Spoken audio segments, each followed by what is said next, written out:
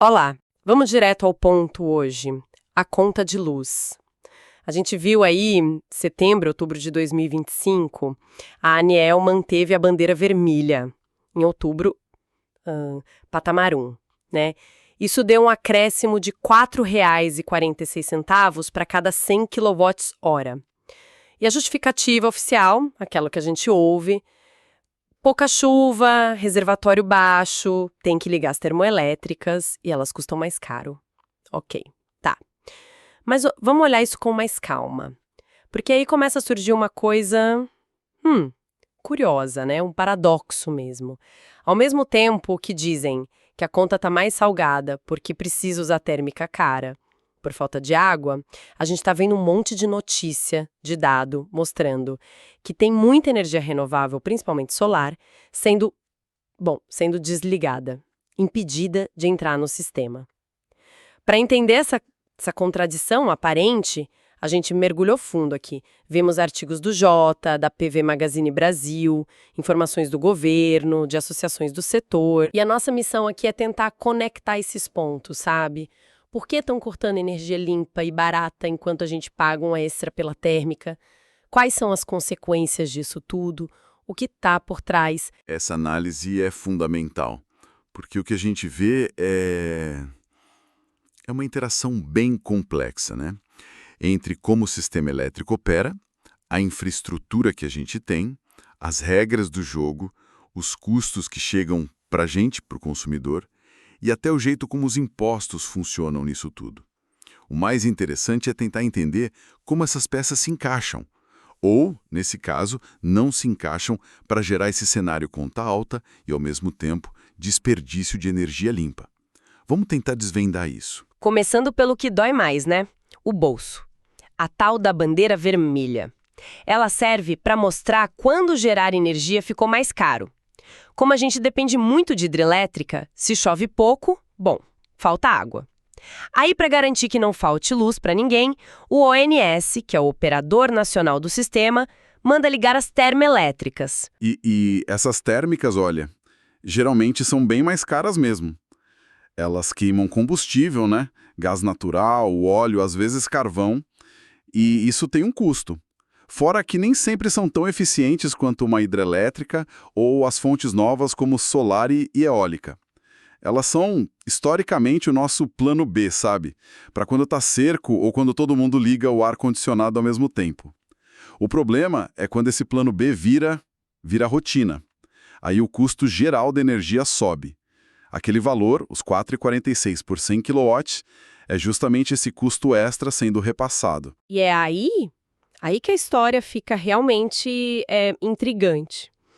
Porque enquanto a gente paga essa conta extra por causa das térmicas, tem um volume, olha, significativo de energia de fonte renovável que não gasta combustível nenhum, sol e vento são de graça, né? Sendo intencionalmente barrada. É o tal do curtailment, o corte na geração. E os números de 2025, nossa, são de assustar. Dados do setor mostram que esses cortes na geração renovável, eólica e solar de usinas grandes, principalmente, tiveram um salto, assim, impressionante. 230% de aumento de janeiro a agosto de 2025, comparando com o mesmo período do ano anterior. 230%. É. É um salto muito, muito expressivo. Mostra que não é um probleminha pontual, né? Tá piorando e rápido. Exato. E se a gente olha só para solar centralizadas, grandes fazendas solares, aí fica mais claro ainda.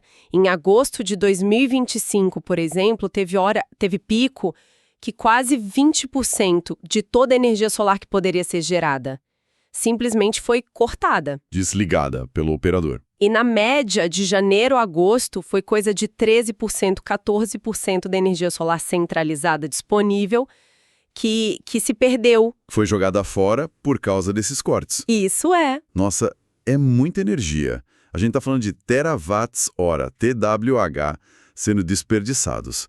Para ter uma noção, 1 terawatt-hora dá para abastecer, sei lá, centenas de milhares de casas por um ano inteiro. É energia limpa, gerada de dia, Que poderia, né? poderia justamente diminuir a necessidade de ligar as térmicas mais caras durante o dia. Mas então por que cortar? Se tem sol, tem vento, a energia é mais barata, por que desligar a usina? Não faz sentido, né? A explicação principal que todos os especialistas, o pessoal do setor, aponta, são as limitações da rede, da infraestrutura e também questões de operação. A maior parte desse curtailment, desse corte, acontece por restrição na transmissão. Ou seja, a energia gerada, muito dela lá no Nordeste, que tem um potencial eólico e solar fantástico, só que as linhas, os fios que transportam essa energia, não dão conta. Não tem capacidade para levar tudo isso até onde a gente consome mais, que é Sudeste e Sul. Ah, então é o famoso gargalo. A gente produz, mas não consegue entregar. Exatamente. Pensa numa safra enorme de soja, mas não tem estrada ou caminhão para levar para o porto. A energia está ali prontinha, mas a estrada está congestionada. Claro, tem outras questões técnicas também. Para manter o sistema seguro, estável, o ONS às vezes precisa cortar para evitar sobrecarga ou outros problemas. Mas o fator principal mesmo, que todo mundo fala, é a falta de linha de transmissão. Falta capacidade. E esse desperdício todo de energia barata, claro, custa dinheiro. E não é pouco, né? As estimativas mudam um pouco, dependendo de quem calcula, como calcula, mas as consultorias, a imprensa especializada, todo mundo fala em bilhões. Algo entre 1,6 bilhões e 3,2 bilhões de prejuízo só com curtailment em 2024 e nos primeiros meses de 2025. É muito dinheiro. E é crucial entender que esse custo tem um impacto duplo. É como uma faca de dois gumes, sabe? De um lado, o prejuízo direto para as empresas que investiram bilhões nessas usinas renováveis, elas deixam de gerar, logo deixam de receber por aquela energia que não foi para a rede. Isso mexe com a conta do projeto, com o financiamento no banco, e pode até, no fim das contas, desanimar quem quer investir mais em energia limpa, justo o que a gente precisa. Quer dizer, quem apostou no futuro da energia está sendo penalizado por um problema de cano entupido no presente. Exatamente isso. E o outro lado da faca, bom, esse corta para todo mundo. Para nós, consumidores, porque se essa energia renovável barata é cortada, o sistema precisa de outra fonte para compensar.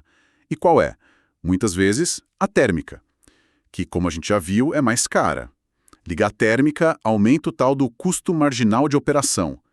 E é esse custo que a ANEEL olha para decidir se acende a bandeira amarela, vermelha. Peraí, então a lógica é quase perversa. A gente corta a energia barata, porque não tem fio para transportar, aí tem que usar a energia cara, e essa energia cara faz a bandeira ficar vermelha e a conta de todo mundo subir.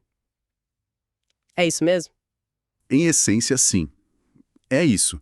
O consumidor acaba pagando mais caro, em parte, porque a energia mais barata está sendo bloqueada, barrada por causa dessas restrições. É o custo da ineficiência do sistema que acaba sendo dividido entre todos, na tarifa. E para complicar um pouco mais, ainda tem a questão dos impostos, né? Quando a gente pega a conta de luz, vê lá que uma parte grande não é só a energia. Tem tributo, ICMS, que é estadual, PIS, COFINS, que são federais, mais outros encargos.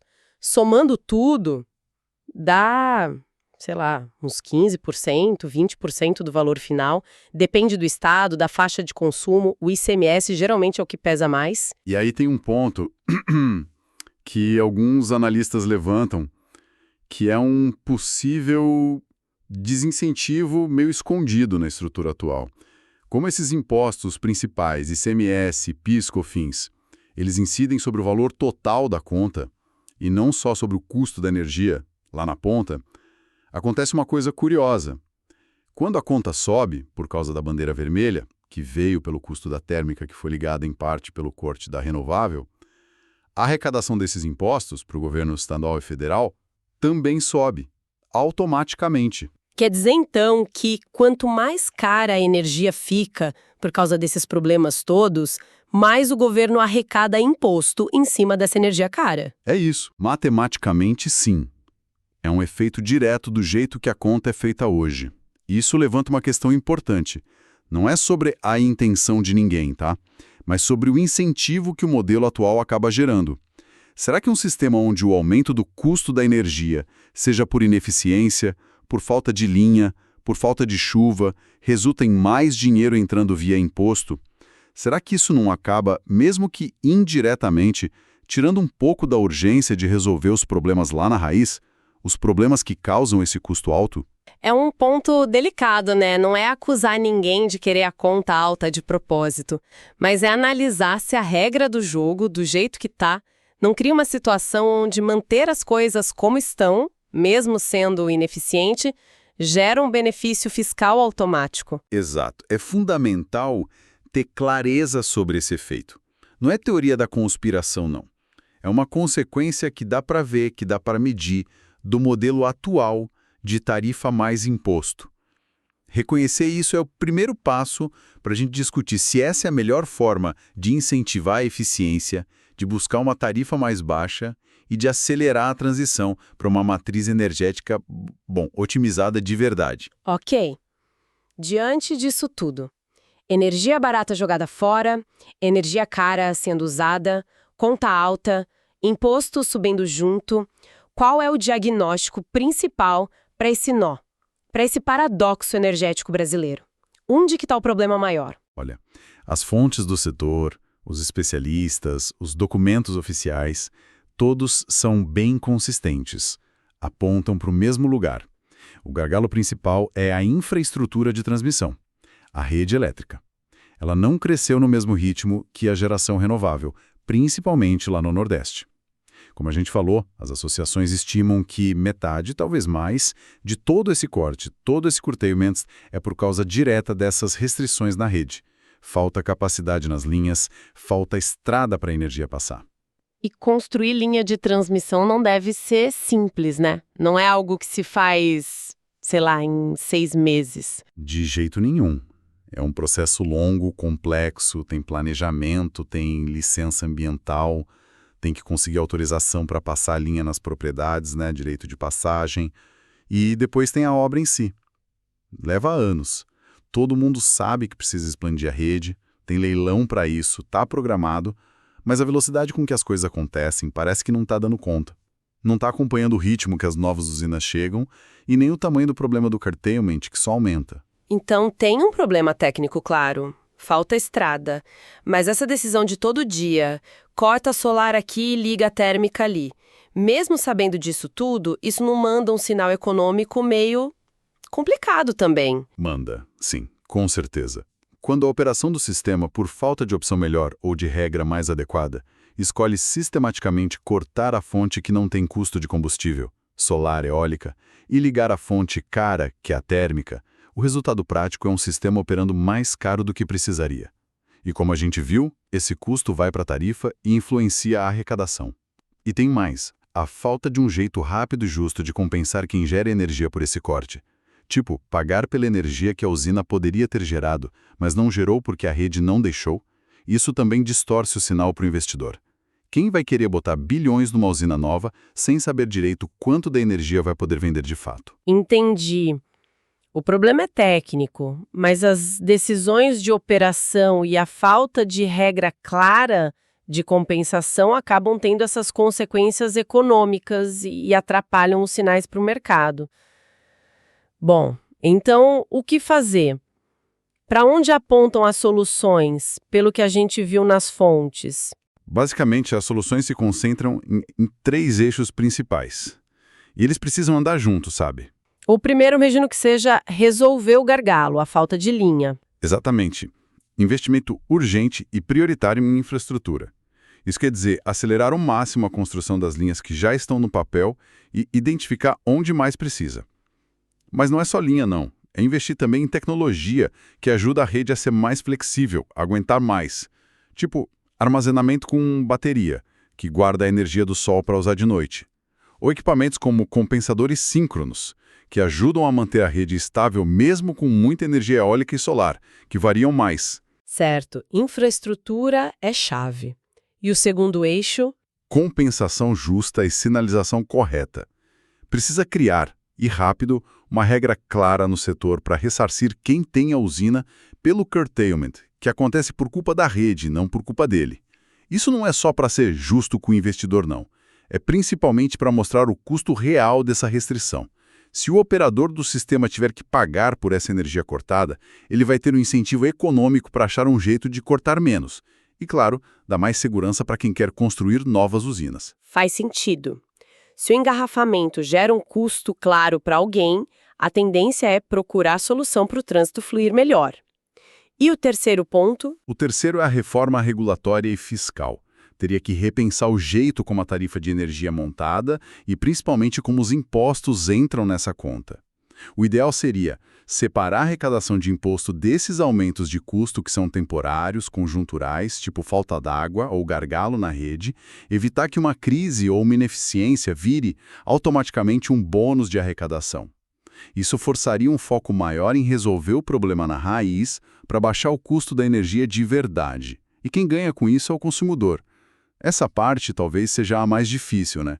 Porque mexe com lei, com regulamento, precisa de vontade política forte, de combinar jogo entre governo federal, estadual, agência reguladora. Infraestrutura, compensação e regras fiscais e regulatórias. Parece bem completo, né? Sim, porque o problema tem várias camadas.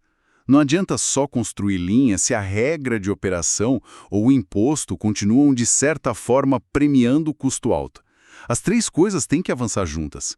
O ponto central aqui não me parece ser falta de saber o que fazer. O diagnóstico está aí, as soluções técnicas e regulatórias são conhecidas.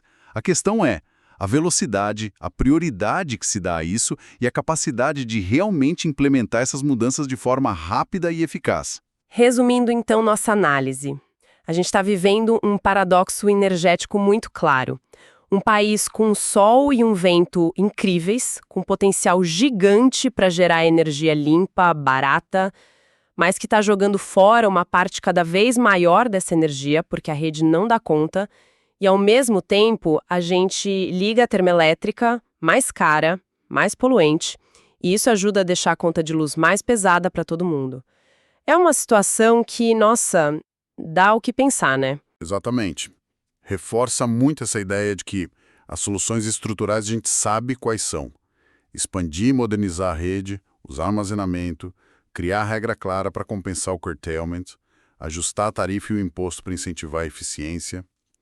O grande desafio parece ser transformar esse conhecimento todo em ação concreta na velocidade que o problema está pedindo.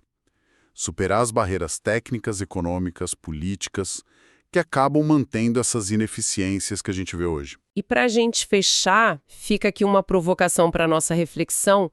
Se a energia mais barata e limpa já existe, está ali, sendo produzida ou pronta para ser, mas ela não chega de verdade na tomada do consumidor por falta de estrada, de regra adequada, qual é o custo real disso?